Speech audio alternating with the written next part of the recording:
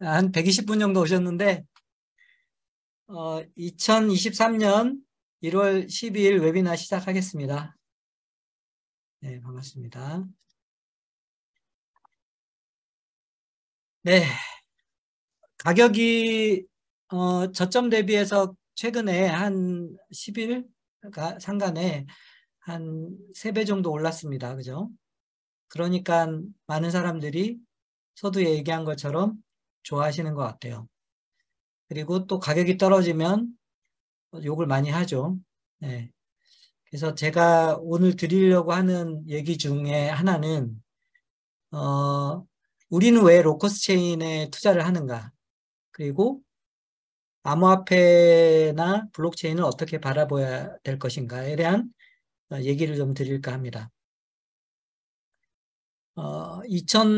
저도 암호화폐를 처음 접하게 된 게 2013년이었던 것 같습니다. 2013년도에 제가 아는 영업사원 중에 한 사람이었는데요.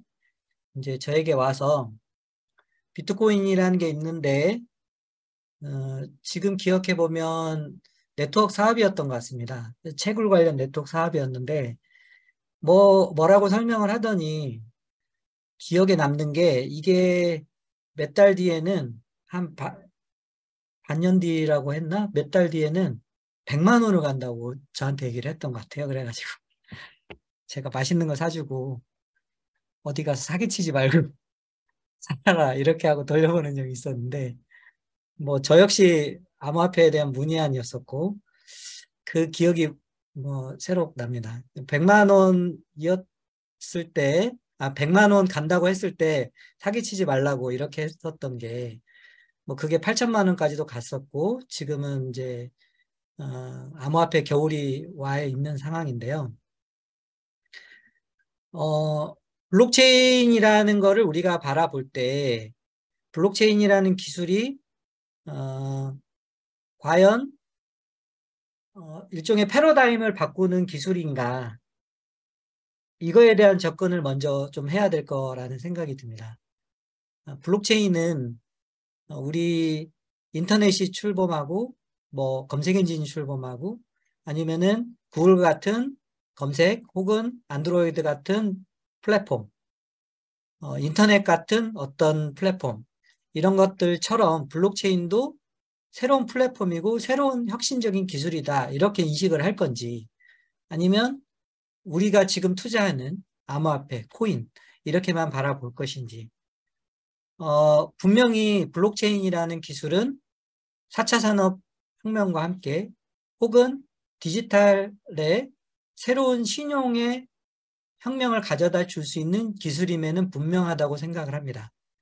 그런데 그 기술이 애초에 추구했던 그 이상을 실현시키지 못하는 상황이다 보니 대개의 블록체인 투자자들이나 이런 사람들은 그냥 이거를 주식이나 혹은 뭐 다른 어떤 투자 수단의 하나인 것처럼 암호화폐도 투자의 수단으로 인식을 하고 있다는 거죠. 그래서 정말 블록체인이 혁명적인 기술이 될 수 있고 애초에 목표했던 그런 기술이 누군가에 의해서 실현이 된다면 애초에 꿈꾸었던 블록체인이 가져다 줄 여러 가지 세상, 그런 서비스들, 이런 것들이 제대로 이루어졌을 때 과연 그 블록체인 기술이 가지는 가치는 얼마 정도가 될 것인가? 정말 어마어마하게 클 수 있다라고 한다면 그 누군가 그런 혁신적 기술을 내놓은 곳에 여러분들은 투자를 할 수 있겠죠. 그래서 로커스 체인을 바라볼 때 저희는 뭐 저희 주장일 수도 있지만 저희는 블록체인이 초창기 때부터 꿈꾸던 그 혁신적인 기술을 우리는 달성을 했다. 그래서 우리가 그 애초에 꿈꿔왔던 세상을 달성을 하게 될 때 그 로커스 체인이 이루게 될 가치는 어마어마할 것이다 라고 저희는 생각을 합니다. 그런데 시간이 필요하죠. 처음에 플랫폼 기술에 해당하는 뭐 카카오톡이 나왔을 때 혹은 구글의 검색 엔진이 나왔을 때 이렇게 대단한 기업이 될 거다라고 예측하기는 어려웠겠죠. 하지만 시간이 지나고 그 플랫폼이 생활 속으로 젖어들 때는 그 플랫폼이 가지는 가치는 어마어마하게 커진다는 겁니다. 여러분들은 암호화폐 투자를 왜 하시나요?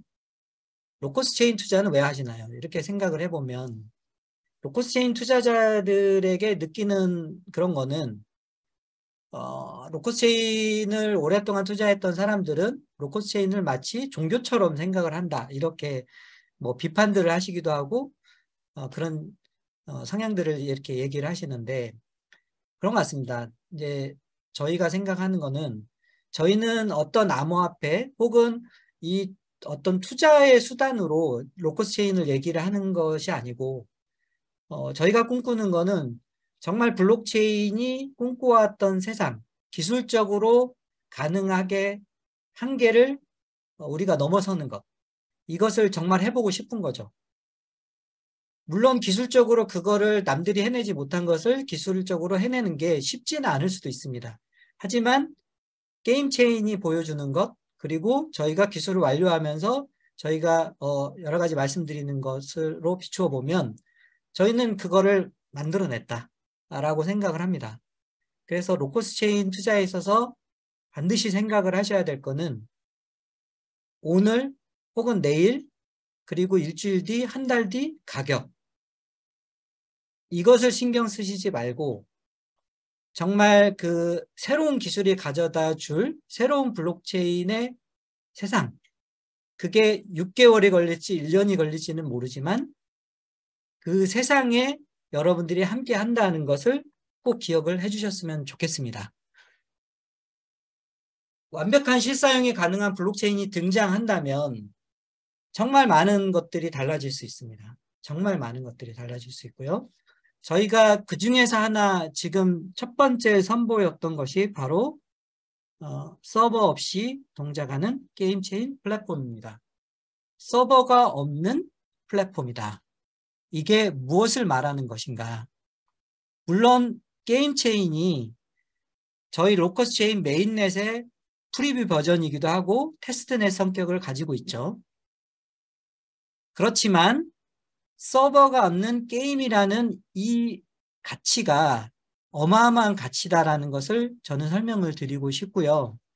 그리고 저희가 시도를 하려고 하는 거는 서버 없는 게임체인 플랫폼처럼 새로운 개념의 탈중앙화 거래소를 선보이고 싶은 거고요. 이러한 것들이 다 섞여 있는 NFT 메타버스 게임 플랫폼을 선보일 겁니다. 자, 그래서 제가 오늘 설명드리려고 하는 거는 게임체인이 어떤 식으로 확장을 할 거고 게임체인이 가지는 파급력이 어떤 것이 있는지를 여러분들께 설명을 드리겠습니다. 한번 잘 이해를 해보시면 좋을 것 같습니다. 매번 웨비나를 하면 준비하는 저희 입장에서도 2주가 금방금방 옵니다. 그래서 또 2주 안에 무슨 얘기를 전해줄 수 있을까? 여러분들은 매번 기대하시는 게 가격 상승과 관련된 직접 연결되는 이슈에 대해서만 관심이 있으시고 기술은 그래 니네 매번 좋다고 얘기하니 좋겠지. 근데 왜네 마케팅을 못해? 왜네 뭐 이렇게 거래소 상장을 빨리 못해? 뭐 이런 얘기만 하시니까 2주 만의 간격에 있어서 웨비나에서 새로 준비할 수 있는 얘기들이 어떻게 보면 굉장히 제한적이긴 한데 매번 같은 얘기를 한다 이렇게 생각하지 마시고 그 제가 드리는 말씀에서 어떤 행간의 의미를 잘 좀 읽어주시면 좋겠다라는 부탁을 좀 드리고 싶고요. 자, 게임체인이 어떤 의의를 가지는가? 우선 게임체인은 현재 오픈하고 나서 42,680명이 다운로드 했습니다. 현재 기준으로. 자, 무슨 얘기냐? 지금 이더리움의 채굴기, 노드죠, 노드. 노드가, 이더리움의 노드와 있고 밸리데이터가 있는데 우선 노드, 우리의 개념과 비슷한 노드는 약 몇 개 정도죠? 12,000개? 그게 12,000개 정도가 제가 이더스캔에서 확인했을 때는 12,000개 정도였던 것 같습니다. 자, 12,000개에 비해서 지금 현재 저희는 3주 반 정도 지났는데 노드가 벌써 42,000개가 다운이 됐다는 거죠. 노드를 운영을 하면 통상적으로 다른 블록체인에서는 보상을 줘야 됩니다. 왜냐하면 노드를 운영하는 데 있어서 전기세, 그다음에 컴퓨터 비용, 여러 가지 그 운영 비용이 너무 많이 들기 때문에 거기에 따른 보상을 주지 않으면 노드를 운영하지 않죠. 근데 저희 게임체인은 보상을 주지 않습니다. 지금 현재. 그런데도 42,000명의 다운이 있었어요. 그거를 매번 컴퓨터를 켜놓지는 않지만 게임을 하기 위해서 게임을 실행을 하면 노드가 운영이 됩니다. 자, 그래서 이 사람들은 왜 노드를 운영하는가? 게임을 하고 싶어서 그냥 게임을 하는 것 뿐이에요. 노드가 동작하고 있는지 모른다는 거죠. 그런데도 노드가 운영이 되고 있다는 거예요. 그런데 이런 게임 체인에 지금 현재 킹덤 언더 파이어, 더 워 오브 히어로즈 말고도 다른 게임들이 올라간다면 수많은 사람들이 노드를 운영을 하겠죠. 그렇죠. 그 노드를 운영하면서 발생되는 문제를 저희는 아주 쉽게 고칠 수가 있고 저희가 하려고 하는 여러 가지 개념들을 이 게임 체인을 통해서 다 녹여낼 수가 있게 되는 겁니다. 벌써 이제 그 저희 패치가 그 굉장히 많이 이루어졌고 많은 업그레이드가 됐습니다. 그래서 킹덤 언더 파이어 그 유튜브에도 이렇게 보면 지금 4강전이 어저께인가 그저께인가 열렸던데요. 게임들이 아주 재미있게 실행이 되고 있고 원래 게임 유저들이 굉장히 저희의 업그레이드 진행 상황에 대해서 흡족해하고 계십니다. 저희는 지금 작업을 하고 있는 거는 포트리스라고 하는 한국의 사용자를 약 한 2,400만 명인가요? 가지고 있는 포트리스를 게임 체인에 올리려고 하고 있습니다. 그리고 더 혁신적인 것은 배팅 게임이죠. 배팅 게임. 배팅 게임을 게임 체인에 올리려고 하고 있습니다. 자, 배팅 게임은 한번 이렇게 생각을 해보시죠. 배팅 게임은 물론 뭐 온라인의 카지노 이런 것도 다 배팅 게임이고 스포츠 토토 이런 것도 배팅 게임이죠. 경마 이런 것도 배팅 게임이죠. 우리나라는 배팅 게임 이런 온라인 카지노 이런 도박 같은 거를 하면 안 됩니다. 그래서 여러분들도 하면 안 되죠. 하면 안 되는데 로코체인은 어쨌든 전 세계적으로 글로벌하게 쓰이는 거죠. 자, 그럴 때 배팅 게임에서 여러분들이 경마 게임을 하는데 돈을 따면은 가만히 있겠지만 돈을 잃으면 어떻게 되냐면 그 경마 업체를 고발합니다. 고소하고. 왜냐하면 뭔가 속였다라고 생각을 하는 거죠. 그래서 이 온라인 게임, 온라인 도박 뭐 이런 업체들이 돈을 굉장히 많이 버는데 가장 어려워하는 게 이런 법적인 문제입니다. 신뢰를 주지 못하는 거죠. 근데 블록체인의 가장 큰 장점은 뭡니까? 신뢰죠, 신뢰. 자, 배팅 게임을 하는데 경마를 했다고 칠게요. 경마 1번 말부터 해서 10번 말까지 있는데 1번 말이 당첨 확률이 있는데 10번 말이 당첨 확률이 거의 없었는데 우승을 했다고 칠게요. 그러면 누구나 어떤 생각을 합니까? 경마 운영업체가 속였구나. 왜냐하면 10번 말이 우승하게 해가지고 돈을 되게 많이 빼돌렸구나. 뭐 이런 식의 생각을 할 수도 있다는 거죠. 자, 그러면은 경마 운영업체 서버에서 이런 경마 게임이 운영이 되는 게 아니라 블록체인 상에서 경마 게임이 운영이 됩니다. 그래서 속일 수가 없어요. 이런 배팅의 확률을 속일 수가 없이 공정하게 이루어졌다라고 하면 엄청난 패러다임의 변화가 생기겠죠. 전 세계에서 이런 배팅 게임이 서버가 다 사라질 겁니다. 아마. 그리고 그러한 배팅을 토큰으로 할 수 있게 한다면 로커스 체인을 이용한 스테이블 토큰이든 아니면은 그런 토큰들이 어마어마하게 활성화되겠죠. 그렇죠? 그리고 서버를 운영하지 않고 블록체인, 로커스 체인과 연결되어서 그런 어떤 사이트들이, 베팅 사이트들이 연결이 된다고 하면 상당한 신뢰감으로 인해서 그 베팅 사이트는 굉장히 잘 되겠죠. 경제적으로 굉장히 지배력을 갖게 될 겁니다.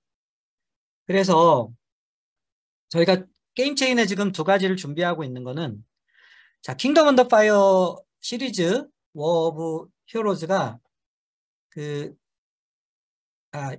히어로즈 오브 워네요. 그쵸? 히어로즈 오브 워가 게임 유저로 따지면 포트리스가 훨씬 많죠. 많은 사람들이 게임 체인을 운영하게 될 거고요. 게임 체인을 하게 될 거고, 해서 게임을 하게 되고, 이런 베팅의 게임이 만들어진다고 하면 완전히 게임 체인저가 될 거라고 저희는 생각을 합니다. 그러려면 여기에 어떤 기능들이 붙어야 되느냐? 토큰을, 지갑이 붙어야 되겠죠? 그렇죠? 그리고 스마트 컨트랙이 붙을 수가 있고요. 스마트 컨트랙이 붙을 수가 있고요. 이렇게 운영이 되겠죠? 로커스로 붙어서 운영이 돼보는 겁니다. 그래서 이렇게 해서 잘 운영이 되고 오류가 없으면 그게 메인넷입니다. 작년에 1Q라고 제가 말씀을 드렸는데, 그러면은 지금 1월이니까 뭐 한 달, 두 달? 뭐 요 정도의 이런 기능들이 붙어서 이제 진행이 될 수가 있다는 거죠. 자, 이처럼 서버리스가 가지는 의미는 아까처럼 신뢰도를 주는 그런 의미도 있지만, 그 유튜브나 아니면은 어디라고 해야 될까요? 스팀 같은 경우는 마찬가지고, 그 다음에 메타버스 플랫폼 중에 로블록스나 그 다음에 제페토나 마찬가지지만 1년에 내는 서버 비용이 수백억에서 수천억까지 이릅니다. 가장 골치 아픈 게 결국에 서버 비용이죠. 서버가 차지하는 공간, CPU, 그리고 네트워크. 이 비용들을 다 업체가 부담을 해야 되는데, 그렇다 보니 뭐 되게 유명한 게임 중에 하나인 카트라이더 같은 경우도 게임을 서비스를 할 수가 없죠. 그죠? 이익이 남지 않으니까. 마치 영화관에서 영화를 상영을 하면 어느 정도 상영하고 내려가야 되는 원리하고 비슷한 거죠. 그런데 게임 체인은 그런 게 없습니다. 다 게임을 돌리는 사람이, 게임을 운영을 하는 사람 안에서 아무도 몰래, 게이머도 몰래 거기에서 노드가 돌고 있고, 그 노드가 게이머의 CPU와 네트워크를 차지하면서 동작을 하는 거죠. 서버가 없습니다. 획기적이죠. 그래서 저희가 이걸 잘 발전시키면 로커스 체인은 메인넷이 나오기도 전에 어마어마한 사용처와 어마어마한 노드가 설치되는 효과가 있을 거라고 생각을 합니다. 네. 이게 게임 체인입니다. 그래서 여러분들이 뭐 이렇게 많은 얘기를 하실 때 뭐 그런 얘기 하시죠. 도대체 메인넷을 빨리 왜 오픈 안 하는 거야? 그런 얘기 하시잖아요. 왜 기술 이만큼 했으면 됐지. 빨리 좀 해서 가격 좀 올려. 이렇게 많이들 생각을 하시잖아요. 이미 게임 체인이 메인넷이 오픈이 되어 있는 거예요. 다만 그 안에 토큰과 지갑, 스마트 컨트랙, 뭐 이런 기능들이 안 들어가 있다 뿐이죠. 그런 것들을 넣으면 되는 거죠. 그 샤딩과 베리파이어 프루닝 기술을 테스트를 아주 오랜 기간 했기 때문에 상당 부분 안정화되어 있어요. 이제 이런 부분들만 안정화시키면, 그리고 오류가 없다고 생각하면 그때 메인넷이 런칭을 하는 겁니다. 그러면 앞에 운영하는 게임 체인과 나중에 오픈될 메인넷과는 무슨 차이가 있느냐? 차이는 딱 하나밖에 없어요. 노드를 운영하는 사람에게 보상을 주는 그 코인 이코노미가 어떻게 돼 있느냐, 요거 차이만 있는 거죠. 네, 그렇게 생각하시면 될 것 같습니다. 네. 다음으로 부산 디지털 자산거래소 설립 얘기를 좀 드리겠습니다. 네. 제가 오늘은 제 화면을 끄지 않았습니다. 이거를 한번 오늘은 끄지 않고 진행을 해보고요. 많은 분들이 꺼주세요 라고 하면 다음에는 끄겠습니다. 네. 여기가 이제 부산시가 원래 부산이 블록체인 특구로 되어 있습니다. 그래서 부산에 이제 거래소를 만들려고 하는데요. 새로운 개념의 거래소를 만들어야 되겠다. 왜?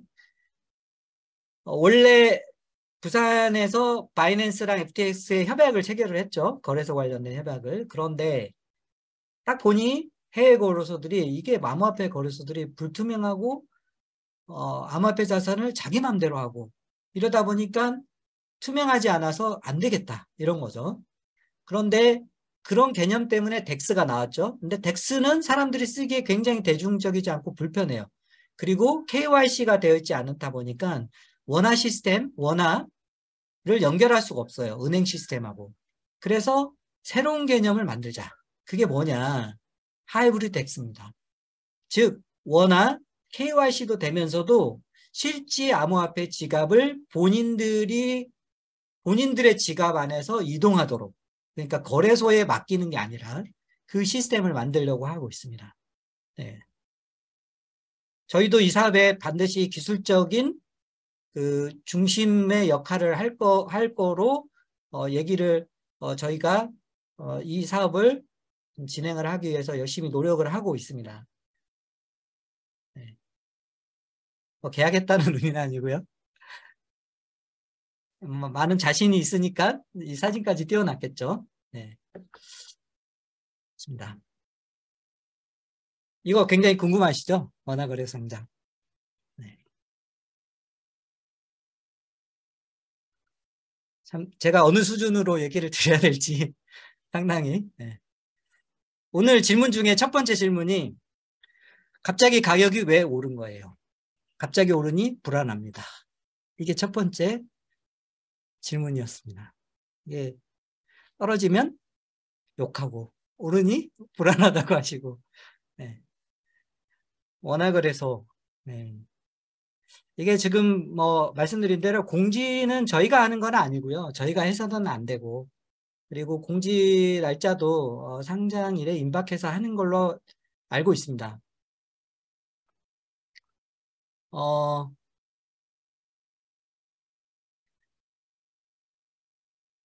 그 거래소가 지금 이제 원화거래소는 아니지만 저희가 캐셔에 있죠. 캐셔에 있습니다. 캐셔에서 이렇게 코인을 로커스를 넘기려고 하면 외부로 할 때는 두 가지 방법이 있습니다. 지갑으로 넘길 때는 개인 지갑으로, 외부 개인 지갑으로 넘길 때는 등록을 해야 됩니다. 등록은 코인 하나당 한 개의 지갑밖에 등록이 안 되게 되어 있습니다. 현재는. 그렇죠? 이 지갑은 메타마스크나 혹은 뭐 트러스트 월렛이나 뭐 이런 것들을 얘기를 하는 거고요. 거래소로 옮길 때는 캐셔 같은 경우에 트래블 룰에서 연동이 되어 있는 거래소로는 본인 계정 안에서는 옮길 수가 있습니다. 그러면 저희가 이제 원화거래소에 상장을 하게 되면 여기에 로커스 체인 지갑이 생기겠죠? 그 지갑으로 이렇게 옮기면 되겠죠. 그렇죠?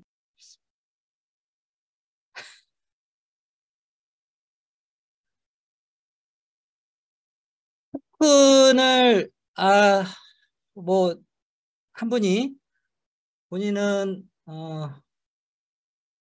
어떤 외부 지갑 하나 만들었다가 B박스에 넘겼다가 빈박스 운동할 때 다시 뺐다가 어디에 넣었다가 캐시에 넣었다가 이거 뭐 너무 귀찮다, 빨리 원화거래소 가면 원화거래소 옮겨도 되냐, 아니면은 콜드 월렛에 보관해야 되냐, 개인 지갑에 넣어야 되냐, 이렇게 문의하신 분이 있는데요.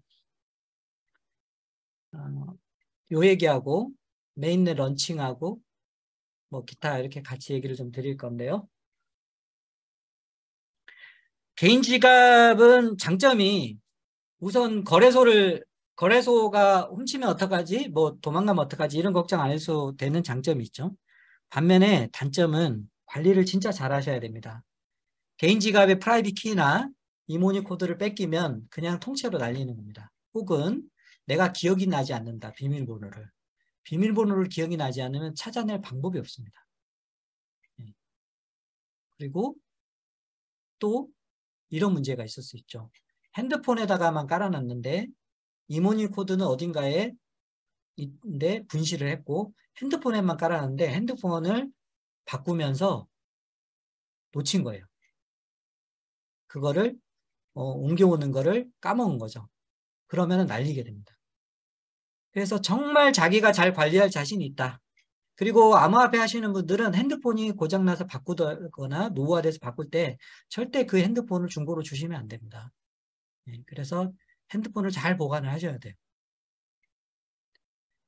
반면에 거래소 지갑은 거래소가 잘 믿을 수 있다라고 한다면 거래소의 지갑에 보관하는 것도 나쁘진 않죠. 다만 해외 거래소를 봤을 때는 못 믿겠죠. 그래서 이제 국내 거래소를 생각하는 거고 특히 원화 거래소 같은 경우는 이런 장점이 오히려 있는 것 같습니다. 하도 금감원에서 잡들이를 했죠. 그리고 계속 그 평가도 하고 실사도 하다 보니까 상대적으로 굉장히 투명화되어 있는 상황입니다. 그러니까 굉장히 아이러니컬하죠. 어떤 정부에 의한 탈중앙화보단 정부에 의해서 관리 감독하는 게 더욱 투명하게 되어 있는 게 우리나라 국내 원화 거래소의 실정입니다. 그래서 저희가 이제 어떤 그 원화 거래소에 여러분들이 이제 계정이 만들어지게 되면 거기로 옮기는 것도 저는 나빠 보이지 않습니다. 물론 각자가 다 판단을 하시는 문제인데 네, 그렇고요. 그래서 뭐 굳이 캐셔에 있는 거를 번거롭게 외부 지갑에 빼고 그 다음에 원화거래 상장할 때 옮기지 마시고 뭐 얼마 안 남았으니까 원화거래소에 옮기시면 될 것 같습니다. 그때. 자, 메인넷을 언제 런칭을 합니까? 라고 매번 물어봐요. 매번 대답을 해드리는데도 매번 또 여쭤봐요. 매번 뭐 질문이 올라오고 또 뭐 왜 런칭 안 합니까? 이렇게 얘기를 하죠. 자, 오늘 다시 한번 말씀을 드리겠습니다. 자, 게임 체인이 지금 오픈된 게 사실은 메인넷이나 다름없습니다. 하지만 여기에 토큰 기능과 지갑, 스마트 컨트랙 등이 붙어서 오류 없이 동작을 하면 그게 바로 런칭입니다. 그럴 때는 런칭이 될 때는 저희의 코인 이코노미가 붙어서 이 노드를 운영하는 사람들에게 보상이 주어지겠죠. 그렇죠? 그리고 토큰으로 가지고 계신 지금 현재 로커스체인 토큰은 로커스체인 코인으로 수합이 됩니다. 그게 올해 안에 이루어질 거라고 저희는 기대를 하고 있으나 만에 하나 상당한 오류가 잡히지 않고 계속 오류가 발생을 하면 늦어질 수도 있는 거고 오류가 너무 빨리 잡혔어. 그러면 생각보다 빨리 런칭을 할 수도 있다는 겁니다.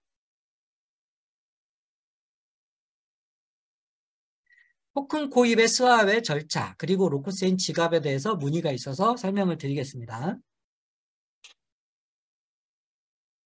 지금은 이더리움이 이렇게 있고요. 이더리움의 스마트 컨트랙으로 만들어져 있는 토큰이 약 한 60만 개가 있습니다. 그 중에 하나가 로커스 토큰입니다. 저희는 로커스 토큰을 70억 개를 발행을 했습니다. 더 발행한 거는 없고요. 이 중에서 실제 판매가 되었던 아니면 어드바이저든 파트너한테 공급이 되거나 이렇게 한 수량이 20억 개가 넘습니다. 이걸 유통량이라고 합니다. 유통량을 제외한 50억 개는 사실 판매되지 않았거나 유통되지 않았기 때문에 이거는 향후에 코인으로 전환을 할 때 뭐 어떻게 되는지 뒤에 설명을 좀 드릴게요. 자, 그러면 메인넷이 나올 때쯤 얘입니다. 얘. 꼭 이렇다는 게 아니고 계산하기 쉽게 40억 개가 그냥 회사에서 보유를 하고 있고 30억 개 정도가 유통량으로 잡혔다. 나중에 이렇게 할 때 코인을 발행을 하면 저희가 이 40억 개와 30억 개 토큰 수량과 정확히 일치하는 70억 개의 로커스 코인을 발행을 하고 그리고 여기에서 채굴이 되면 추가 마이닝이 될 수 있게 이거를 50억 개, 50년간 50억 개, 100년이었나요? 50년이요? 죄송합니다. 잠깐 기억이 나지 않지만, 50억 개를 채굴을 하겠다. 이렇게 계획은 애초에 잡았지만, 이거는 저희가 그때 가봐서, 정말 너무나 로커스 체인이 많이 쓰이게 될 것 같아서 부족할 것 같다. 라고 하면, 혹은 저희는 BFT 알고리즘을 쓰죠. 포스, 즉 스테이킹을 가지고 BFT를 하다 보니 3분의 2의 안정적인 노드 운영이 돼야 됩니다. 물론 이걸 위해서 저희가 다른 기술적인 장치도 마련을 하지만 안정적인 운영을 위해서 일정 부분을 또 필요하다라고 한다면 여러 가지 경우가 있겠죠. 100억 개를 발행을 하고 채굴은 30억 개만 해줍시다. 이럴 수도 있는 거고 70억 개 하고 50억 개 그대로 합시다. 이럴 수도 있는 거고 40억 개를 발행하고 나머지는 훨씬 더 많이 채굴되도록 해줍시다. 100억 개로. 이렇게 할 수도 있는 겁니다. 자, 그러면 이 토큰 30억 개와 추가 발행된 것 간의 수합 비율은 달라지겠죠. 1대 2가 될 수도 있고 1대 1.3이 될 수도 있고 1대 0.5가 될 수도 있겠죠. 그러면 여러분들이 토큰을 어떤 지갑, 메타마스크에 누군가가 보관하고 있을 때 코인이 여러분들이 1대1이라고 가정을 해서 10,000개를 가지고 있는 로커스 토큰을 가지고 있는 사람이 ERC20 토큰을 가지고 있는 사람의 지갑이 10,000개의 로커스 코인으로 자동으로 수합되는 게 아닙니다. 여러분들이 코인을 가지고 있는 코인이 아니고 토큰을 저희가 스마트 컨트랙을 제공을 하겠죠. 거기에 넣고요. 전송을 하고 여러분들이 사인을 해서 전송을 하고 그리고 여러분들이 받을 로커스 코인 지갑을 입력을 하면 거기로 토큰은 소각되고 코인은 신규 발행돼서 넣어지는 개념으로 될 가능성이 높습니다. 물론 이것도 더 편리한 방법이 있을지는 여러 가지 의논을 할 거고 방금 말씀드렸던 것도 이런 가정입니다. 가정. 이렇게 된다라는 그냥 제가 예를 들어서 설명드린 겁니다. 그래서 이런 과정들을 거치는 거를 토큰과 코인의 수합이라고 합니다. 그러면 거래소에 상장되어 있는 로커스 토큰은 로커스 코인으로 이제 메인넷이 네트워크가 변경이 되겠죠. 이런 절차들을 거치는 거고요. 로커스 체인 지갑이라 함은 저희 로커스 코인 가지고 토큰을 전송을 하거나 거기에 있는 NFT를 보관을 하거나 아니면 다른 네트워크를 지원하거나 이런 식의 일들을 할 수 있는 것을 말합니다. 이렇게 진행이 되겠죠. 이게 이제 메인넷이 런칭하는 시점에 진행이 되는 절차들이다. 이렇게 이해를 하시면 되겠습니다. 자, 그래서 여러분들 이제 그래 로커스 체인 이제 좋아. 원화 거래소 올라가면 가격도 오를 거고 그리고 저희가 열심히 해서 부산 거래소도 사업에 참여를 하면 좋아. 그리고 이제 드디어 팔콘X도 움직여 전체적으로 해서 그러면 가격이 예죠. 예. 지금의 가격은 이제 앞으로 구경할 수 없는 가격이 될 거야. 이런 즐거운 상상을 할 수 있죠. 그러다가 게임 체인에 포트리스가 들어왔네. 그리고 배팅이 열려서 와 로커스 체인의 사용성이 폭발적으로 늘어나. 그러고 난 상태에서 테스트넷이 오픈되고 오류가 없어서 메인넷이 오픈되는데 그러면 나는 노드를 운영을 할 거야. 그래서 코인을 보상을 받을 거야. 이런 식의 시나리오가 가능하겠죠. 그렇죠? 그렇고 코인을 그러면은 로커스 코인을 몇 개를 가져야만 내가 노드를 운영할 수 있는지 이런 것들 수수료는 얼마를 하게 할 건지 이런 거에 대한 예의 얘기만 드리겠습니다. 이게 왜 예냐면 저희가 저희 부사장님으로 계신 문 박사님께서 상당히 이 전문가죠. 그래서 모든 것들을 검토를 하고 있습니다. 자, 한번 어떤 것들이 검토가 돼야 되냐면 수수료를 굉장히 싸게 했어요. 그래서 로커스 체인을 0.0 몇 개로 했어요. 그런데 로커스 체인이 몇만 원이 돼가지고 이거 수수료가 너무 비싸질 수도 있죠. 그렇죠?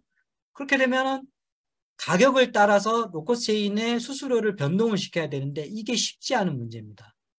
왜 쉽지 않느냐? 이 가격을 누구나 해킹을 하지 않고 이 가격을 계산해내거나 입력해내고 이 가격에 따라서 수수료를 변경시키는 전략이 굉장히 어려운 로직입니다. 그래서 이런 것들을 이제 저희가 추가를 해야 되고요. 그리고 스테이킹 같은 경우도 보상을 많이 안 주면 노드를 운영을 안 하겠죠. 근데 보상을 너무 많이 주면 어떻게 돼요? 코인이 너무 많이 풀리니까 가격이 상승하는데 압박감으로 작용을 하죠. 그래서 이런 것들을 전체적인 생태계와 경제학적인 관점과 기술적으로 해킹이 불가능하고 여러 가지 관점에서 의논을 해서 정책을 정해야 되는 겁니다, 저희는. 근데 아직 정하지 않았습니다. 아마 1월 말, 2월 정도 되면 정해져서 아마 저희 백서에 담겨질 수 있을 거라고 생각을 합니다. 네. 상당히 저는 이런 얘기를 할 때는 저는 기분이 좋습니다. 왜냐하면 제가 이제 기억에 저희 간담회 때도 사적으로 말씀을 좀 드린 적이 있는데, 저희 로크체인이 오해도 많이 받고요. 법적으로도 좀 오해도 있었고 힘든 시기가 있었습니다. 그 시기에 저희가 직원들이 1년 반 정도 직원들이 많이 떠나기도 하고요. 급여를 못 받은 적도 있었습니다. 그래서 이거를 어떻게 해야 되나 뭐 이런 고민에 있어서 누구보다 빨리 메인넷이 나와야 될 것 같은데 2년 전으로 돌아가면 그때는 어떤 시기였냐면 저희가 DAG에 BFT가 나왔고요. 베리파이블 프루닝이 나왔어요. 그런데 저희 테크니컬 디렉터님께서 샤딩을 끝까지 개발하지 않으면 이게 완벽한 실사용이 되기 어렵다라고 이제 말하시는 거고 그러면은 우리가 1년이 될지 더 긴 시간을 기다려야 되는데 못 버틸 것 같은데 어떻게 하면 그 런칭 먼저 하고 나중에 샤딩하면 안 될까요? 뭐 다른 애들도 다 그렇게 하는데 그랬더니 이제 가장 어려운 숙제가 그겁니다. 하드포크. 메인넷은 미리 만들어서 이렇게 올라가잖아요. 그러면은 이 원장의 구조나 이런 데 있어서 그때 미래에 완벽하게 샤딩이 어떻게 동작하기 위해서 원장의 구조나 합이나 아니면 기타 알고리즘이 어떻게 처리돼야 될지 프로그래밍 되어 있지 않으면 이 원장 구조를 유지할 수가 없게 돼요. 그러면 반드시 원장 구조 유지가 안 되기 때문에 로커스 체인을 유지를 할 거냐, 로커스 체인을 다 바꿀 거냐, 아니면은 그게 합의하기 어려우면 하드포크가 됩니다. 로커스 체인, 어나더 로커스 체인이 나와야 되는 거죠. 이런 숙제가 또 있는 거죠. 그래서 어쨌든 뭐 힘든 시간이지만 버텼었고 다 만들었고 특허까지 나오고 있고 이런 시기가 됐고 드디어 저희는 게임체인 오픈해서 메인넷을 운영을 하고 있는 거고 노드 운영 시 수수료는 어떻게 노드 운영 시 보상은 어떻게 이런 얘기를 하고 있다는 게 감회가 굉장히 새롭습니다. 그렇습니다. 오늘 웨비나 참석해 주셔서 감사드리고요. 바로 녹화본을 올려드리겠습니다. 네, 감사합니다.